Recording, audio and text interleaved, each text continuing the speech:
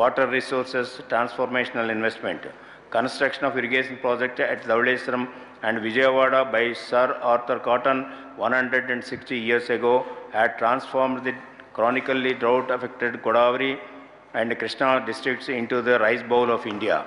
Our government is determined to bring similar transformational opportunity to the entire Andhra Pradesh, especially the Rayalaseema districts and the relatively underdeveloped districts of Prakasham, Srikakulam and Vijayanagaram.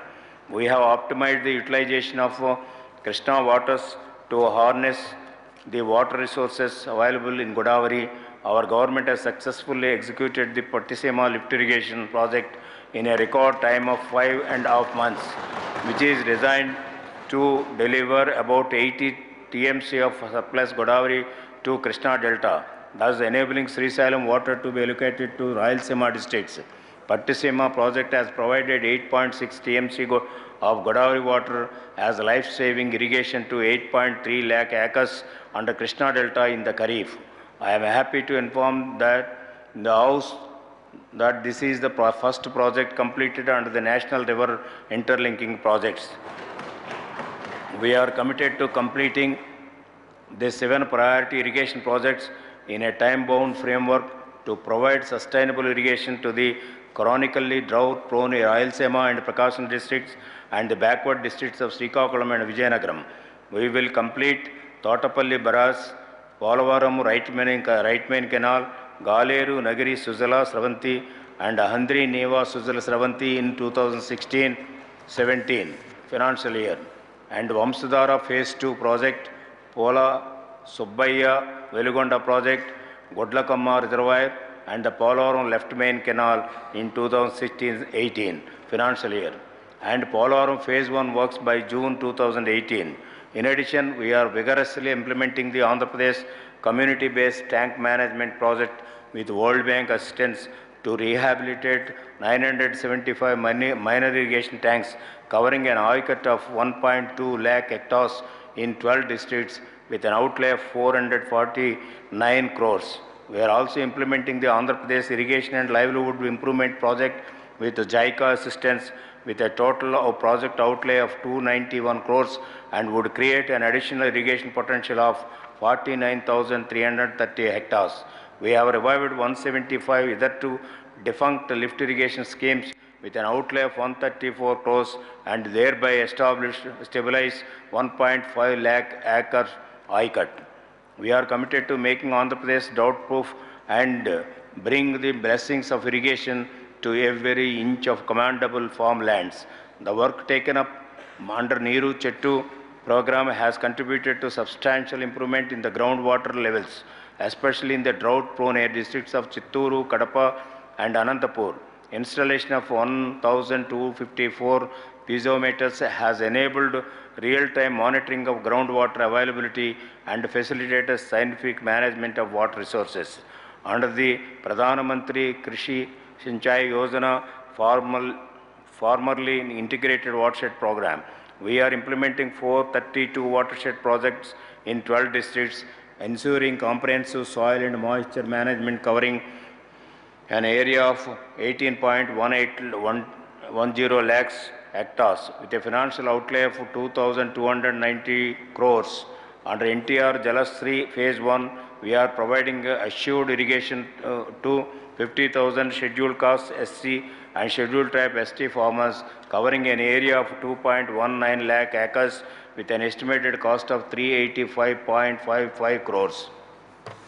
In addition, during the 2015-16 financial year, we have sanctioned 1.24 lakh borewells with an outlay of 196.7 crores.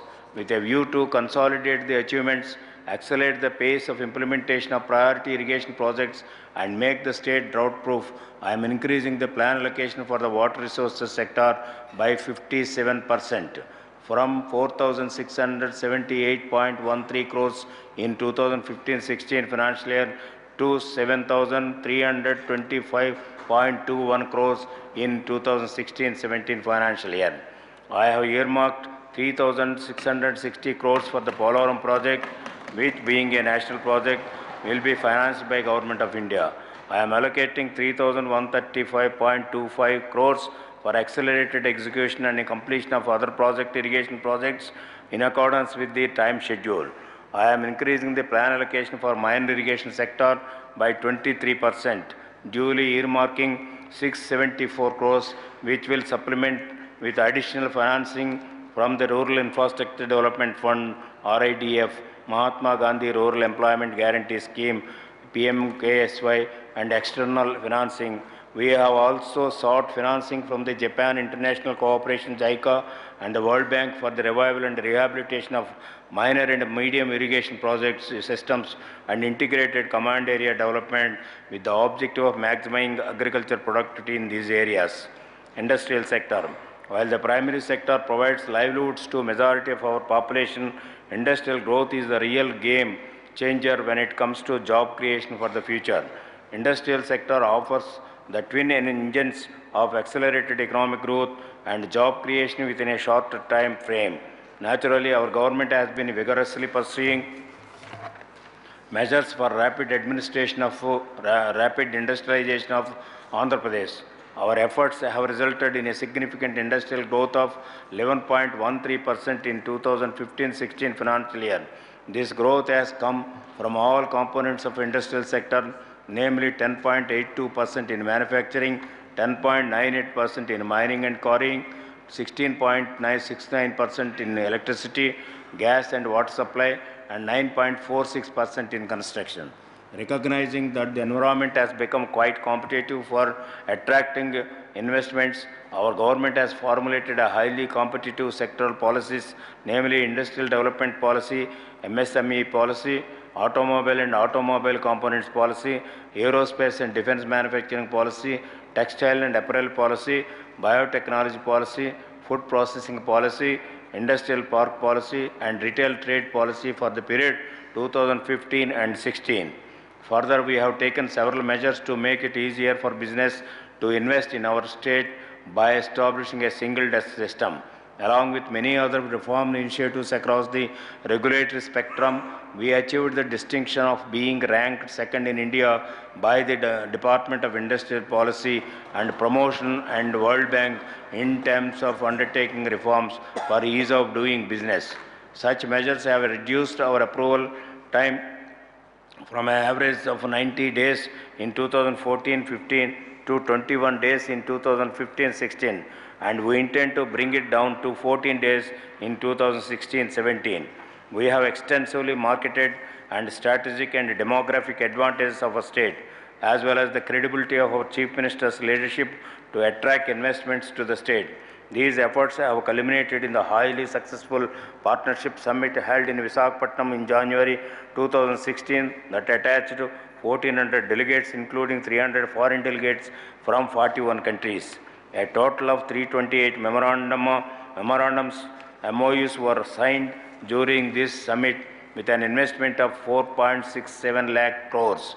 A number of government and business delegates from China, Japan, Singapore, South Korea, Malaysia, Australia, United Kingdom, and the Netherlands have visited the state in search of investment opportunities.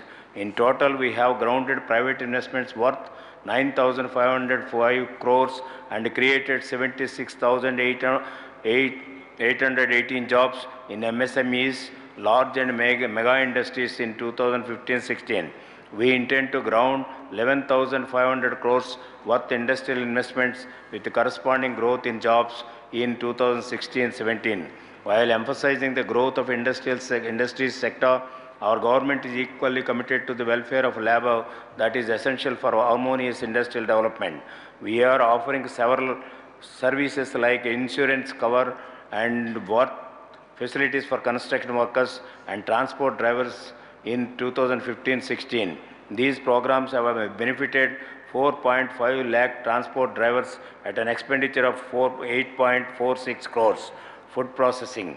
Food processing presents an extraordinary opportunity for all players across the agriculture, horticulture value chain, especially the farmer, to reap higher profit margins. Accordingly, we recognize the food processing industry as an important growth engine and formulate a highly competitive food processing policy 2015-20 with attractive incentives, making the state the most preferred destination for food processing industries. Further, we are creating commodity-specific clusters, a mega food park and an integrated food park in each district. We have executed the MOU with the World Economic Forum for operationalizing the new vision for agriculture that would provide support across the value chain for 25 selected commodities. We have grounded private investments worth 315 crores 315 crores and created 4,020 jobs in food processing sector this year. We are targeting a ground of 1,552 crores investment and create 15,600 new jobs in 2016-17. I am earmarking 100 crores for promoting food processing industry in the state in 2016-17. Mines and geology. Andhra Pradesh is a mineral-rich state, and our government believes that mining sector will be a strong growth engine in our pursuit of Vision 2029. In 2015-16, based on actual outcomes, we expect that total production of mines will be worth 15,458 crores. In 2016-17, we are targeting a production of 17,880 crores, an increase of 16%. With a view to promote investments in the mining sector, we have instituted many reforms for the ease of doing business in this sector. These efforts have reduced the average time for setting up a business, and by 2016-17, we intend to bring down the total lead time further. To boost our investment prospects, we are formulating a mineral development policy for our state. Government of India has moved from granting mining leases on first-come, first-served basis to auctioning the mines. This has made it imperative for the state government to engage in exploration operations. We have set up a mineral exploration research and innovation trust to focus on mineral exploration.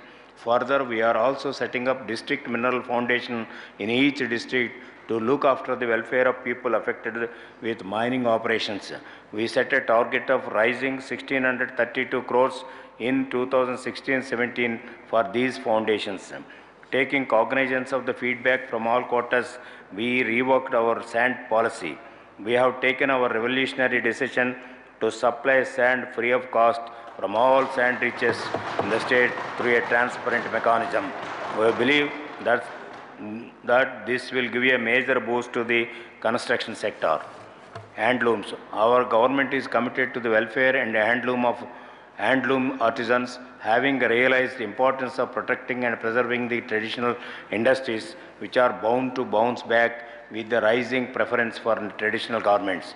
We are implementing several interventions across the value chain of handlooms, namely yarn subsidies, training and marketing support, infrastructure facilities, power concessions, establishing textile parks and handloom clusters, etc. Further, we are implementing welfare measures for the handloom weavers like insurance, pension, thrift funds for weavers. We have redeemed the outstanding debt of 24,309 weaver families, 674 weaver self-help groups and 584 powerloom operators, amounting to 110.96 crores during 2015-16.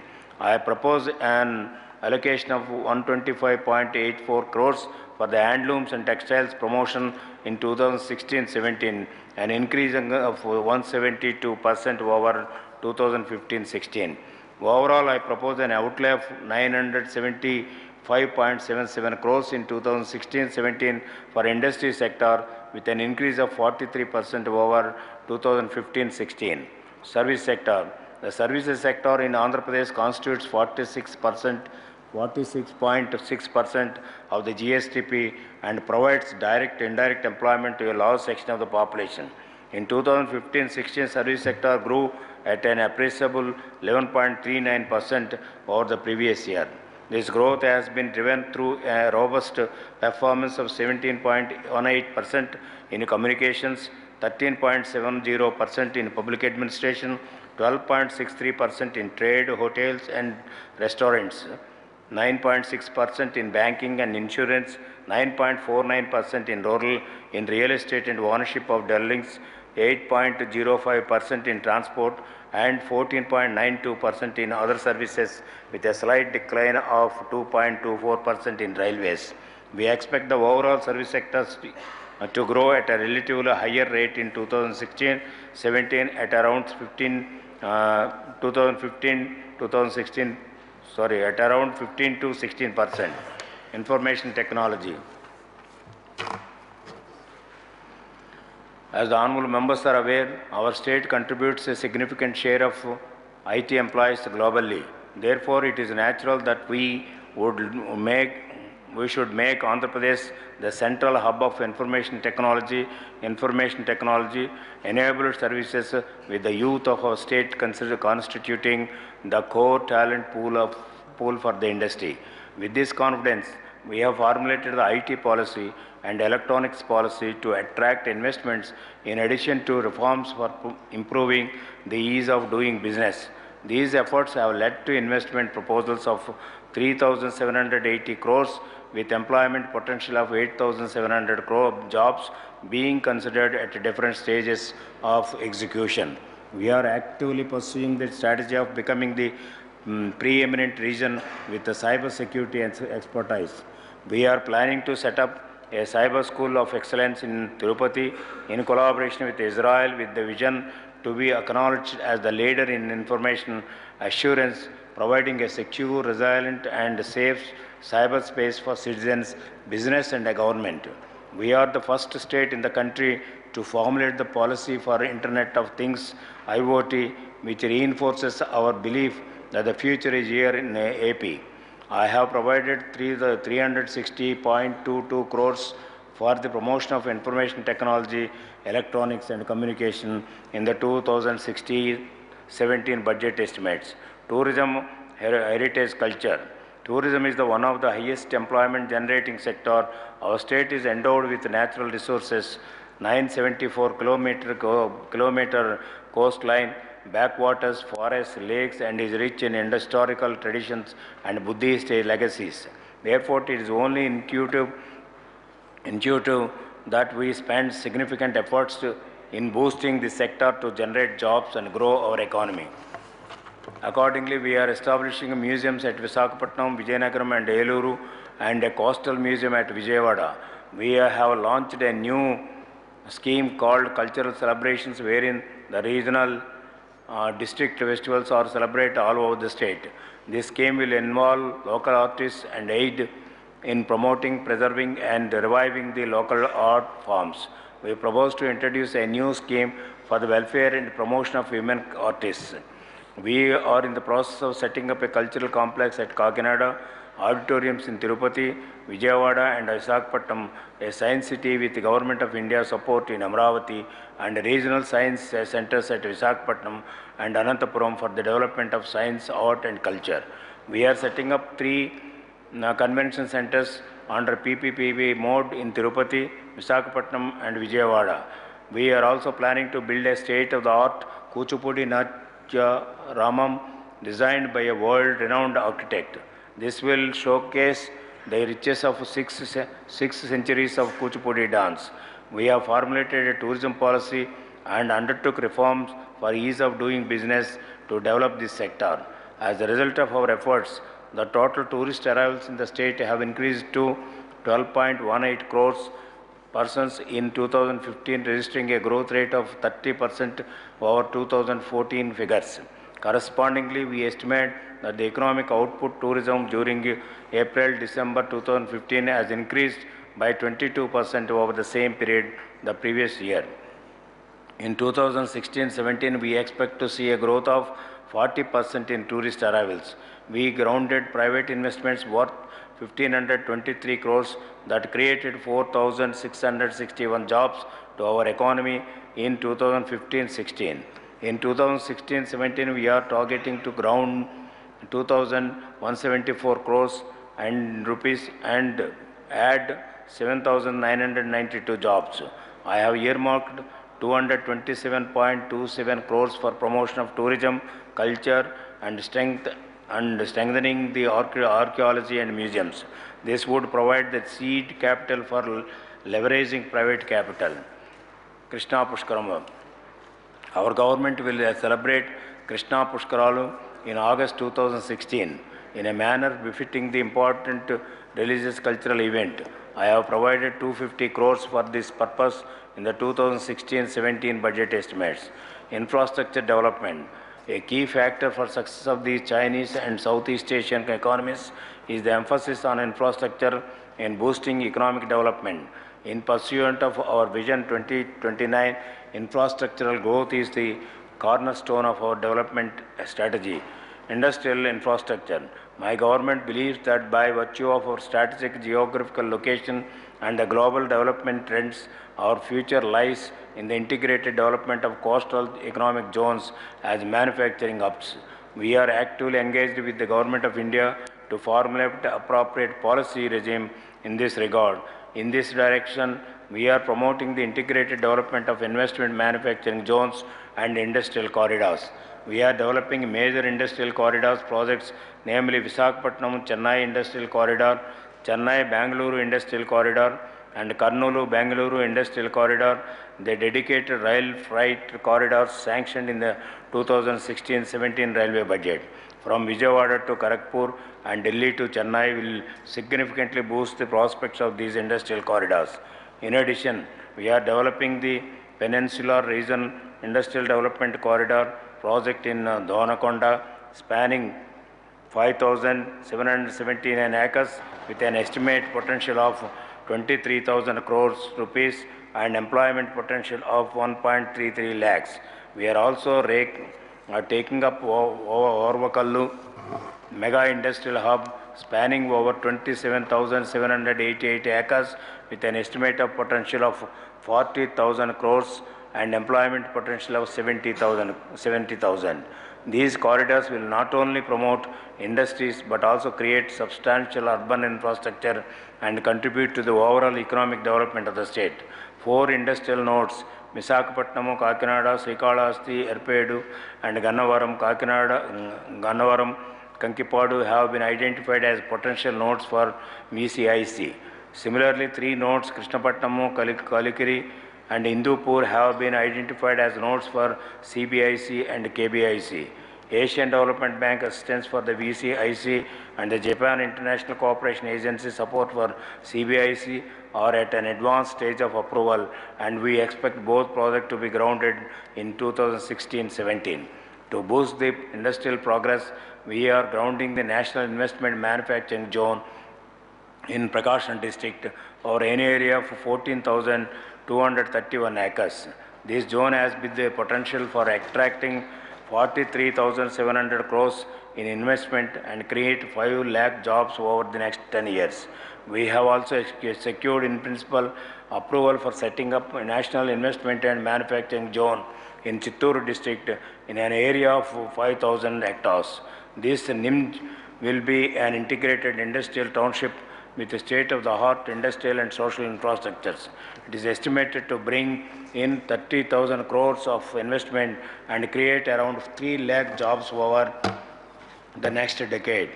Ports and waterways. One of the core pillars of the coast-led economic development strategy is the creation of expanded port capacity. Our government envisions that our ports will become the gateway to trade with East and South Asia countries.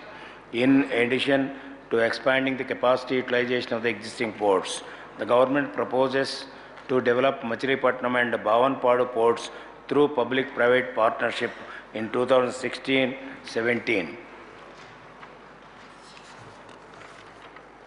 To implement these initiatives, we are setting up 3 multi-modal logistic parks at Kakinada, Krishnapatnam and Visakhapatnam.